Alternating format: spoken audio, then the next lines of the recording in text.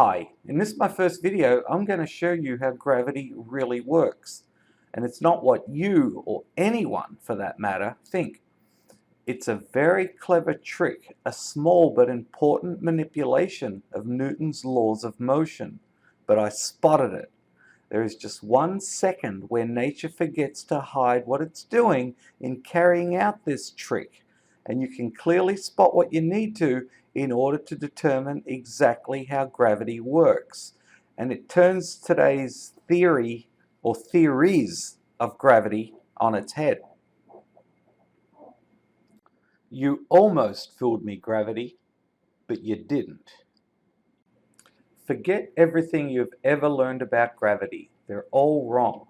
Scientists and theoretical physicists have spent the last 100 years or more trying to work out gravity, and they're coming up with some of the most ridiculous and laughable theories, from the bending of space-time to gravity working through a fourth-dimensional vector to the graviton particle.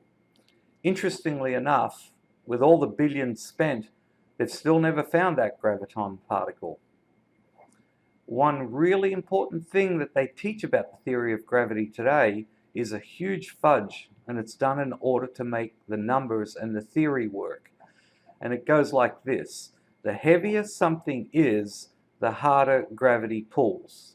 I'll repeat that. The heavier something is, that is, the more mass of the object, the harder gravity pulls. And that is why if you were to lift up a 440 million pound ocean liner packed with 50 people up to 50 meters up in the air, and next to it you put a very small item, let's say a paperclip that weighs 1 gram, and which is 200 billion times lighter than that ship. If we let them go at the same time, they're going to actually hit the ground at the same time. Again, the ship is 200 billion times heavier than the paperclip.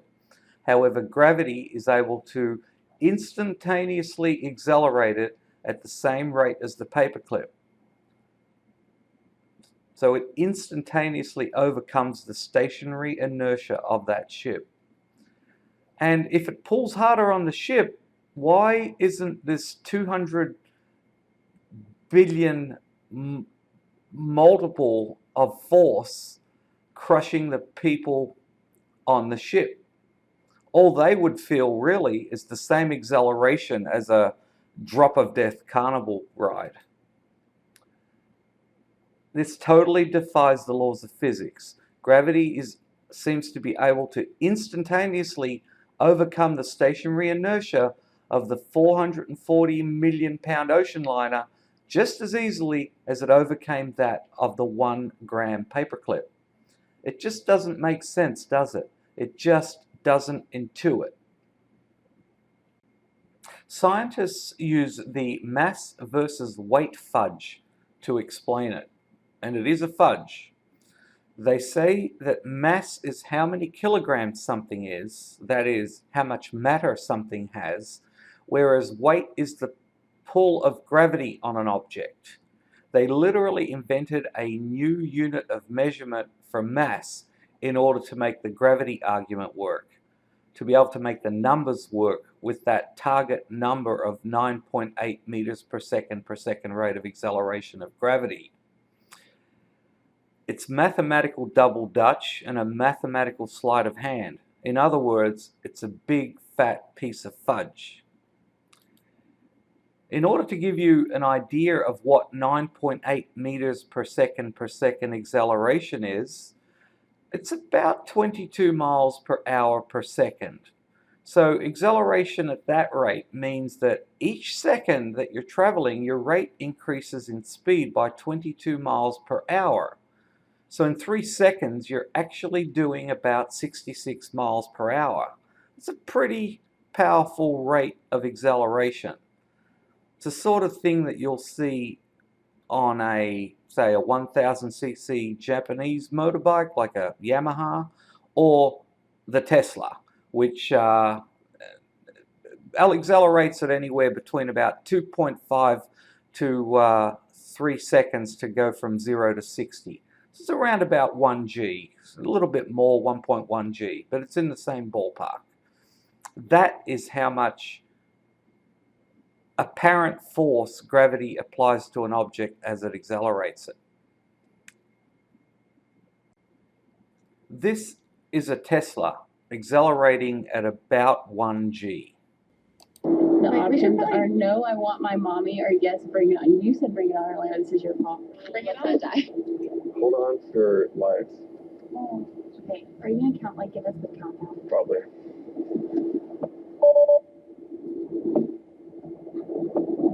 Careful with the curve. Ready? Oh my god.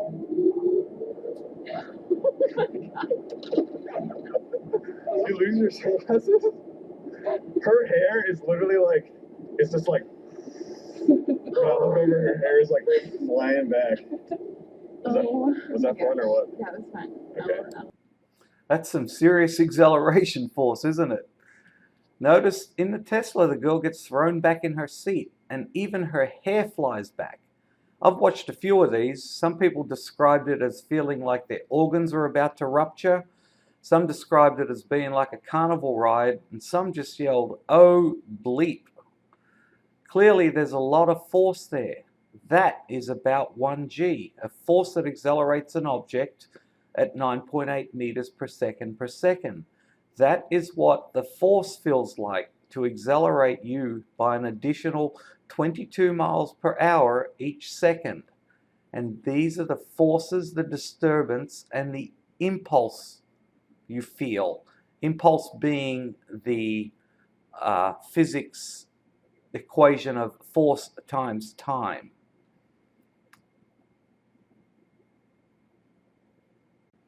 Now this video is a cliff diver jumping from 30 meters.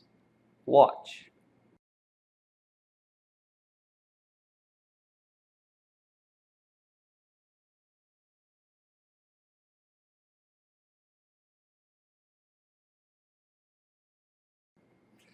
So that's what it looks like in a free fall at 9.8 meters per second per second. My really big question here, comparing it to the Tesla, is that if the diver was experiencing a force like the girl felt in that Tesla, or that he felt that his organs were about to rupture, how would he have been able to very easily twist and turn and enter perfectly executed tumbles and twists where he had full control of his body? Think about that for a minute. He didn't seem to be battling any forces like the girl in the Tesla. Not even close. Now here's another one of a diver, not jumping very high, but just doing a perfectly executed pike. Again, you'll see absolutely no apparent force. He's able to easily control his body.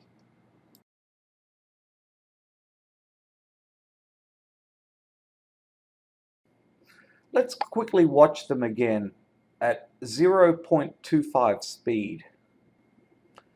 Here's the Tesla video.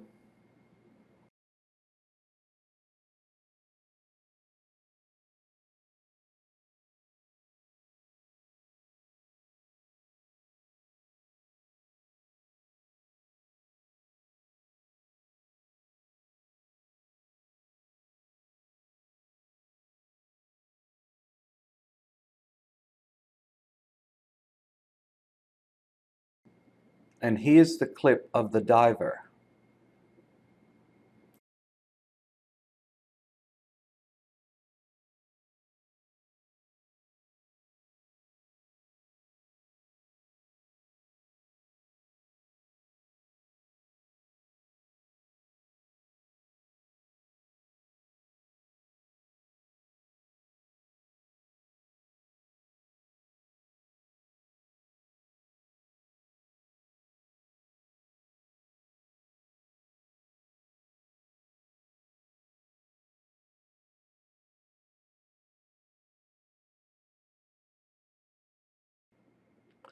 Both are accelerating at, for the Tesla, around 1g, and for the diver exactly 1 g. About 22 miles per hour per second. Did the diver seem to be battling an equivalent force as the girl? I'm not convinced they were. Now, if you're still not convinced, I get it. Maybe the diver is experiencing the same forces. It's possible. We'd have to question them directly, I suppose, to find out for sure, to find out whether they felt their organs were about to rupture. But I don't have any ready access to any divers right now, so we need to find a way to more easily visualize to see if there are any forces at work. We need something a little more delicate than a tough and toned tumbling diver. This is water. You drink it every day, you swim in it, you bathe in it, you would die without it. This is a big drop of water in zero gravity. Watch.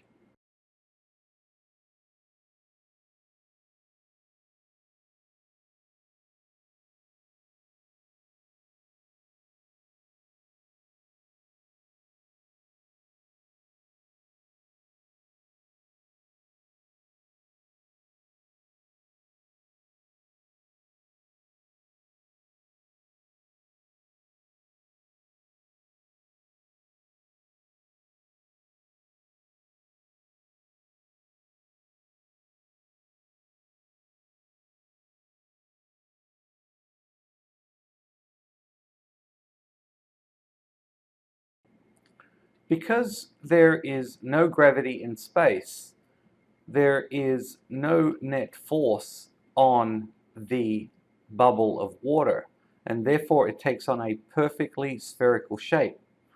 The astronaut disturbs the water a little, but when the disturbance and forces dissipate, it goes back to being a perfect sphere where there is no net force. As you can see, that drop, and all drops of water, are very delicate, and the drop is actually only being held together by very weak surface tension that, as you can see, is very easily disturbed. Water also has a very low viscosity, not the lowest of all liquids, but very low. So it's a very good, delicate tool or object we have here that we can actually observe. This is rain falling from the sky. It is a clear process of gravity at work. As you can see, the raindrops are perfectly round. They're perfectly round because they have no net force being exerted upon them. Why? Because they've reached their terminal velocity. This means that the force of the wind resistance has overcome the acceleration of the gravity, and they've stopped accelerating. They have no net force being exerted upon them, and they form a spherical shape, just like the zero gravity space station clip. They are falling at between 15 and 20 miles per hour, which is the typical terminal velocity of a raindrop. The terminal velocity of a raindrop depends upon its size. The smaller the drop, the lower the terminal velocity. This is why mist drops very slowly or falls very slowly. Tiny water bubbles have a very low terminal velocity. This brings me to the point here that this is some pretty amazing cloaking being done by whomever is trying to hide the process of gravity from us, or at least to make it invisible and unobtrusive, whether it's nature or the creator or whoever or whatever is responsible for our world. But that's another story for another day. Raindrops are at terminal velocity, so we can't see what gravity might be doing to these spheres. Raindrops, or any falling drop of water, takes about a second to reach its terminal velocity. And this is where whoever or whatever tried to hide it from us has slipped up.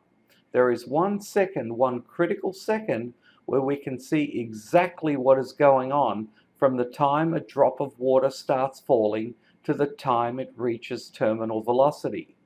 This is where we are going to be able to see the effects of gravity on that drop of water.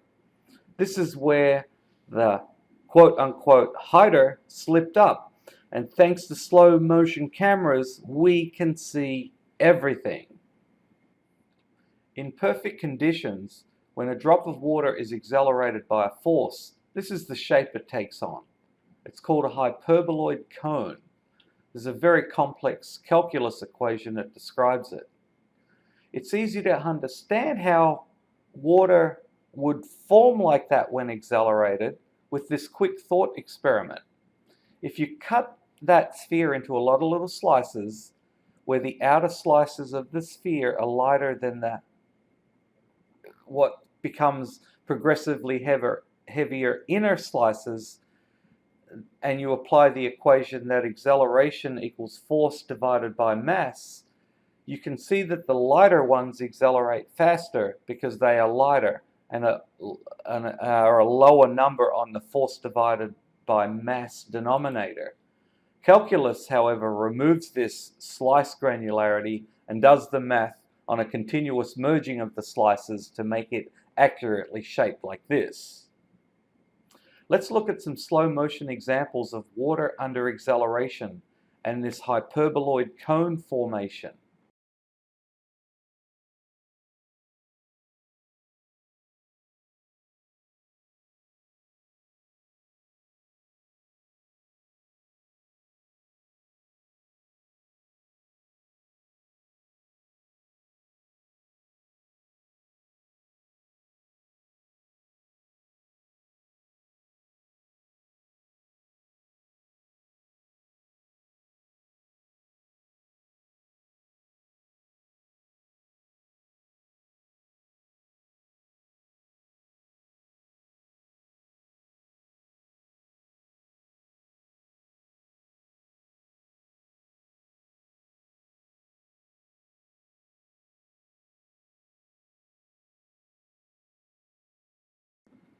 As you can clearly see, the impulses which create an acceleration force on the water create these hyperboloid shapes as the water is being accelerated outward.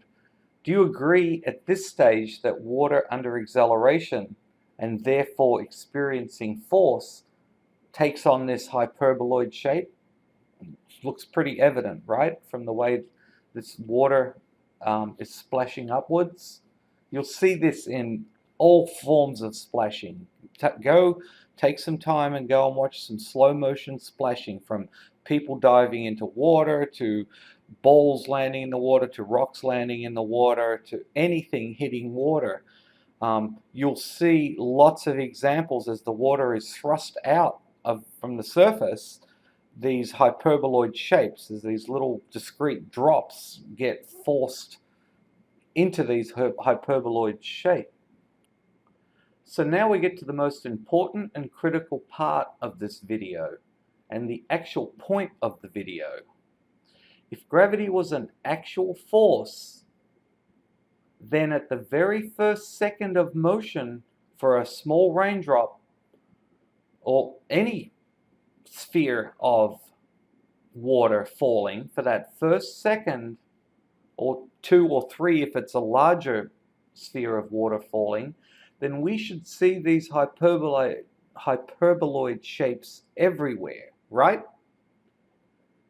A bigger drop of water, such as that water balloon being popped, it is going to take longer than a raindrop to reach terminal velocity.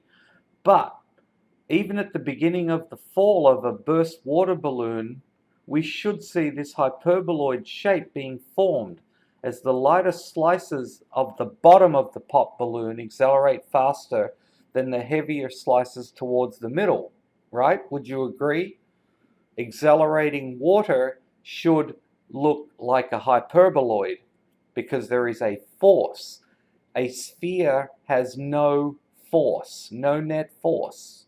Okay, that's the very key here. A liquid sphere, or a liquid sphere with no net force, is a sphere. Okay, if there is a force, it becomes hyperboloid. This kind of like spurting triangle, if you like. So let's look at some examples of that initial 1 second in slow motion where the water commences its acceleration. We should be seeing these hyperboloids everywhere. I want you to closely watch these. Now I'm going to be playing these in slow motion, and I'm going to spot some of the stuff I want you to see and I'll actually discuss it and describe it. This is a pretty good video. They're throwing darts through water balloons, and you'll actually see these masses drop. Anyway, let's get on with it here. I'm playing it at 0.25 speed, so as well as the high FPS from the slow motion camera, we're even slowing that down by another factor of 4. Let's go. So you'll see here where that water was disturbed by the, I'm going to pause it right there. You'll see where it was disturbed by the dart. It actually shot out and accelerated by the force of the dart. But you'll see here, the moment these water drops start to break off, they immediately, they've already got a downward force component here, and they're already formed spheres. So already there is no net force on these spheres of water. So let's keep watching here. You'll see here the spheres, as clearly as day, as they've formed spheres. So let's see another one here. Again, those cones, but then also everything starts turning into a sphere. Here's some spheres already. None of these accelerating, even that squirt out there was producing little spheres. None of these accelerating spheres of water are showing any signs of a force on them. They are falling. They are accelerating right now at 9.8 meters per second, and they are not forming those cones. They're literally spheres, which is zero net force. Watch also as the balloon falls. It keeps its shape, okay? So it's trying to stay its original shape. There is nothing disturbing its original shape as it falls. It should immediately start to form one of these cones. Here's another one.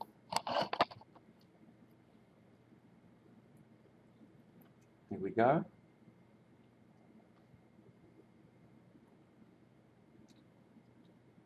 And there we go. Now that fine mist is formed. That's just the stresses of the balloon popping. Okay, so that's what's causing this fine mist. But here we go. Let's keep going here. I just had a cat try to jump up on top of me. You'll see here this balloon, it's still maintaining its shape. So there is no powerful acceleration force. And here we go. Spheres, even these irregular shapes here, they're wobbling a little bit. Are they creating the cones? There is no sign of any force on these spheres. Here we go again. The explosion from the popping of the balloon. Here we go. So you can see gravity's taken effect. He's reversed this. Here we go again. All the stresses from the balloon popping, creating this mist. If anything here, there's lots of these micro cones protruding because of the force of that balloon popping. Let's see if we can move it on a little bit. Here we go. So again, there is no formation of any kind of cone, and if there was a force, it would happen. You would see it happening immediately. And again, these droplets, they're all turned into spheres, and they're maintaining a spherical shape. Here's another. 3 darts this time. Same thing. Here's the horizontal component of force throwing these up. Here we go. Here we go. They're just maintaining their shape. Spheres, spheres, spheres, spheres. So as these are falling, right now they're experiencing gravity. But no changing shape. You'll see all these cones shoot out here at the force of the darts going through the balloon. Here we go. Spheres, spheres, spheres, spheres. We'll watch one more.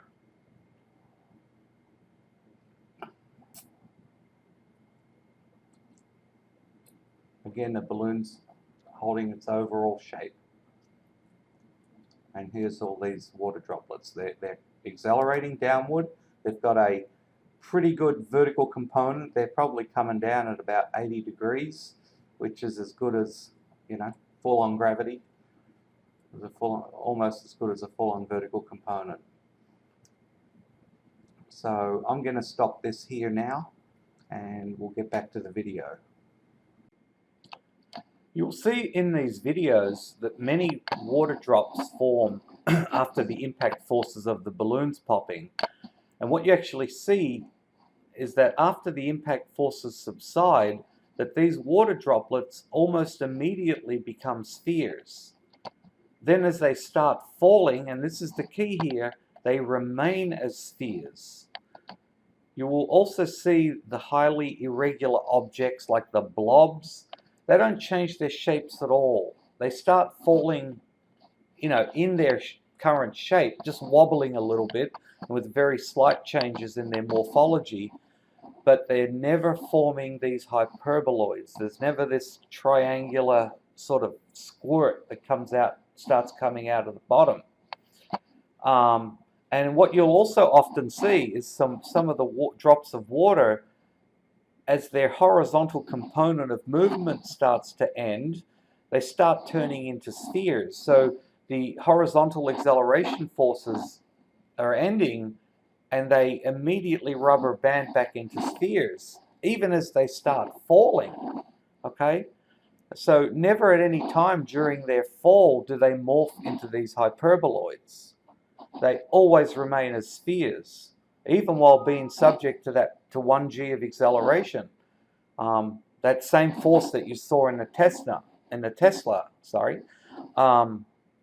these most delicate objects that we could find here to observe this, drops of water under extreme 1g of acceleration force, never change shape beyond their tiny wobbles. So they stayed as spheres that probably wobbled a little bit, but none of this formation of these hyperboloids. Even when the large masses of water in the water balloons fell, they only fell as a sphere. There is no hyperboloid started to form at all. Now, this is the point of this video. This was that critical 1 second where nature does give us a glimpse that water drops are always spherical during their first second or two of falling before they reach their terminal velocity. And they are never subject to any force. So what you're seeing is exactly nothing more and nothing less is acceleration without force. This is the key here. This is what gravity is doing, or seems to be doing. It accelerates without force. Now, this is a total paradox, because nothing can accelerate without force. It takes a force to accelerate something. But we are seeing by these water droplets, even at the very beginning of their fall, that there is no net force being applied on these water droplets, because there is no hyperboloid triangles being formed. Now this is the key. This is exactly what gravity is doing. It's accelerating without a force. Huh? A very clever trick indeed. Okay?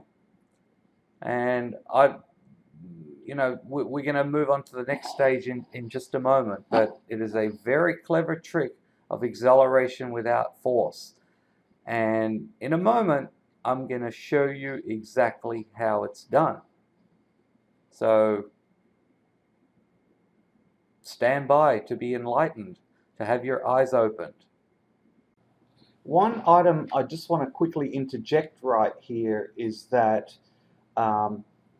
and it is key to our world working the way it does, and that is, if gravity was exerting an actual force on the water, then rain should not exist.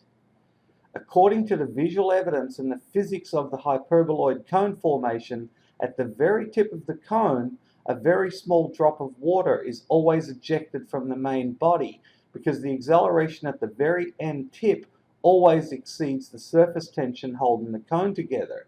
You can visually see that in the splashes. There is always a tiny sphere of water being ejected, because they have that tiny sphere has just barely overcome the surface tension of the tip. This is actually the exact process by which mist is formed. So if this was to happen to every raindrop, then every raindrop would turn into a hyperboloid cone, which would then disintegrate into a mist via this same process. This would happen if there was an actual force on the water. Any expert in water tension would be able to tell you this, or in hydrodynamics. So when it rained, it wouldn't rain, it would mist. Very little of that mist would reach the earth, and it would be blown around by wind or rapidly evaporated. There would be no way for rain to actually reach the earth's surface, because raindrops would not actually form. So you're actually seeing raindrops because there is no force on those initial spheres of water, okay? Because if there was an actual physical force, they would disintegrate into mist. This is very key to rain reaching the surface of the earth. It's very clever. Nature is extremely clever in the way she's engineered this. So, that's exactly it. Gravity is able to accelerate objects without applying an actual force. And that is what I'm about to show you. It's a very clever trick. And when I open your eyes to this clever trick that gravity is performing while it does its magic and accelerates objects towards the Earth's surface without force, you'll clearly see immediately how those paradoxes, such as heavy objects falling and hitting the ground at the same time as a light object, drops simultaneously, you're also going to refute the fudge that gravity pulls harder because an object is heavier. And you're also going to refute that concept of weight. So here's the magician's trick of gravity explained. How do you accelerate objects without a force? I'd be very impressed if anyone already knows this. And I'm sure an expert physicist, an expert in Newton's laws of motion could answer it, or a very clever engineer might be able to answer it. But if you're designing a world like ours, how would you, one, stop things from falling off the planet, and two, this is the key here, making things not behave unpredictably, like an unpredictable Bizarro kind of world where things are bouncing up and around in the atmosphere purely because they're light and won't be able to have any vertical component of movement because they're heavy. So if gravity was truly a constant force, this is what would happen, because it would be a constant force being applied to things. So a light object would, when thrown up, shoot way up high. A heavy object would barely be able to be budged in a vertical component. So this is how this clever trick of acceleration without force is done. The trick behind gravity is that it is using relative motion that gives the impression of acceleration. Okay? That is how it is accelerating objects without force. And it is caused by gravity actually being a push phenomenon and not a pull one. As you can see, the only time you can really see it is in that first second of water falling. What is relative motion? Everyone has heard of relative velocity. If you're doing 50 miles per hour in a car and a car passes you at 60 miles an hour, his relative speed to yours is only 10 miles an hour. Gravity is relative motion, but not in terms of velocity, but acceleration. That is how it accelerates without force. It is relative acceleration. An object at the beginning of its free fall is temporarily suspended in space while the surface of the Earth accelerates towards it. And I'm going to shortly show you an animation as to how it happens. But what I want to say beforehand is that this totally solves all the paradoxes that gravity exhibits, and I will show you how in the animation. I hope it stops the billions being wasted in the search for the graviton particle. Here's the animation.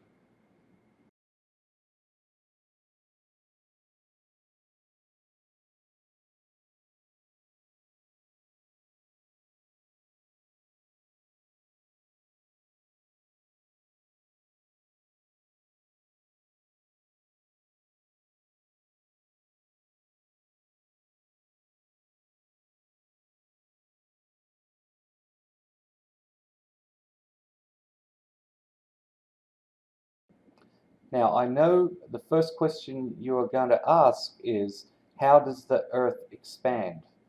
A quick answer to that is that not only does the Earth expand, but everything expands. Every atom is expanding. You are expanding, the Earth is expanding, everything around you is expanding. But because of relative motion, you don't perceive that expansion.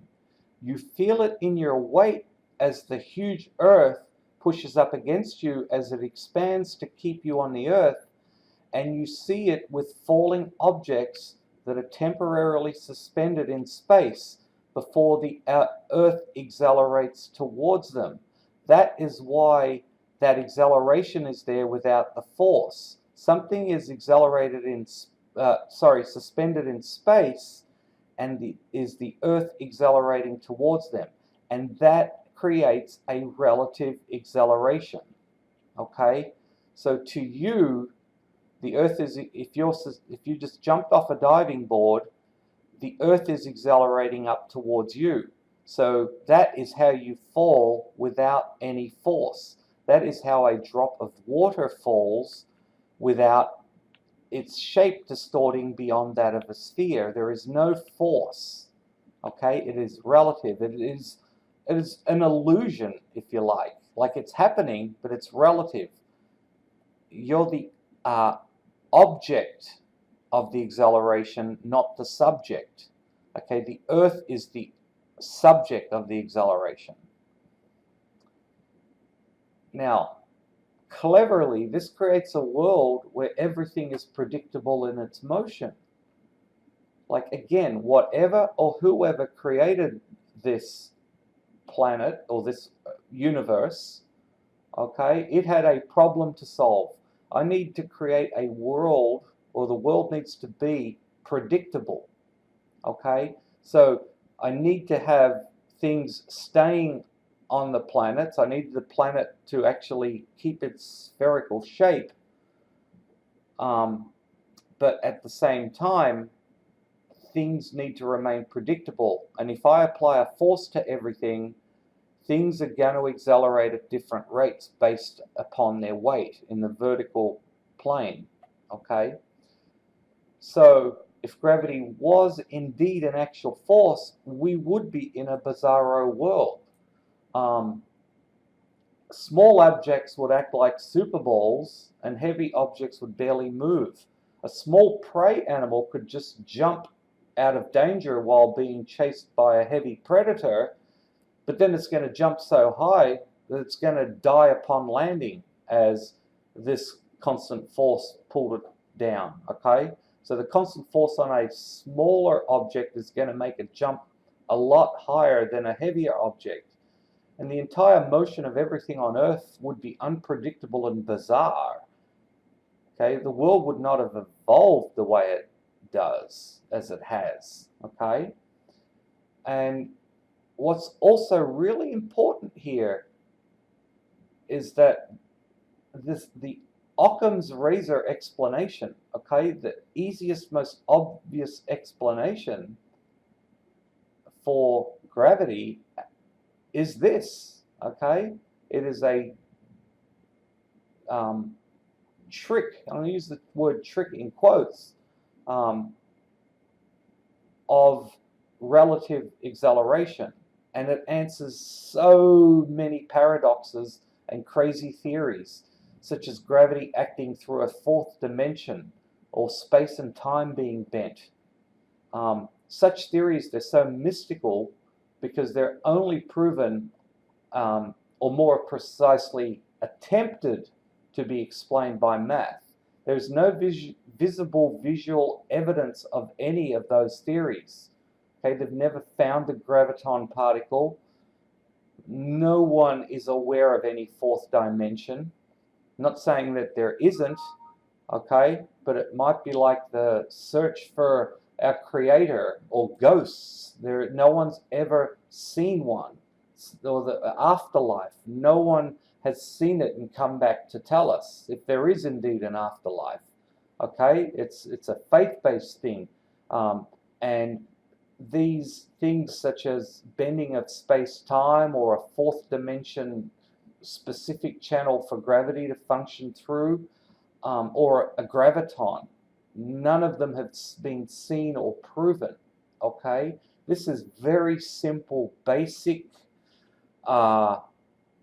physics as we know it at work. We can see it. We can see those tiny drops of water not morphing at all. There is no force being acted upon them or being applied to them. They're floating in space, yet they're perceived to be accelerating because the Earth is accelerating up towards them. We saw it with our very own eyeballs. Zero net force on accelerating objects. And this is the only way that this can be achieved. Please, if there are any Newton laws of motion experts out there watching this, please definitely leave a comment. And I know this theory results in more questions than answers, but I hope that the scientists out there begin asking new questions, such as, why does the atom expand? How does it expand? Okay? It's clearly happening. This expansion of everything has to happen at the atomic level. And again, we don't see it. The only way to I guess, try and picture what is happening here is not to, I guess, put yourself 30,000 feet up to see it, but you actually have to take yourself out of the system. What if you were outside of the system and not expanding? What would you be seeing? Okay? Now, this expansion may not come from the atom. It may be done achieved some other way, but it explains why things accelerate with no force, without force.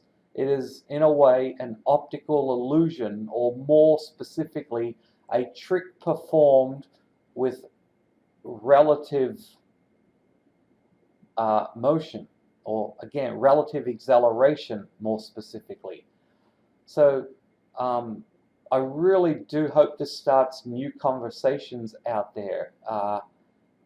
You've seen it. You saw it with your own two eyes. You weren't asked to believe in an 8-dimensional quasi-crystal. You weren't asked to believe in gravity acting through a 4th-dimensional gravity-specific channel. You weren't asked to believe in the bending of space and time. You weren't asked to believe that it was a graviton. You were asked to witness that a sphere of water under the acceleration of apparent gravity is not experiencing any net force. And the only way to achieve that is with this little coming in the back door with relative motion or relative acceleration. It's a backdoor approach to this problem that whoever, whatever is responsible for this universe we live in address this problem. And if you're an engineer out there who designs such things, and if you had to approach this problem to keep everything together and still have things also behave non-bizarrely, how would you do it? How would you achieve it? One, you make this expansion, well, firstly, it has to be invisible. Everything expands, so you create an expansion process that cannot be perceived, but there is evidence of, okay? And this is how it works. Please like this video if you like it. You can thumbs up it. I don't care if you thumbs down it. But I just hope it starts a conversation. So feel free, share it. With this, I'm also going to explain some other things down the track. So if you want to see my other, I guess, theories, if you like, on how things might work in our universe, let's, subscribe and you will you'll see them.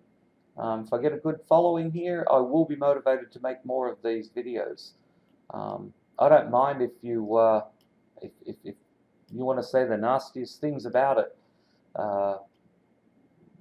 There will be people who will see what I'm showing here. Okay? Not asking you to believe it. I'm asking you to believe your eyes. Okay? And that's it. Thank you. And I will finish by saying, you almost fooled me, Gravity, but you didn't. Thank you.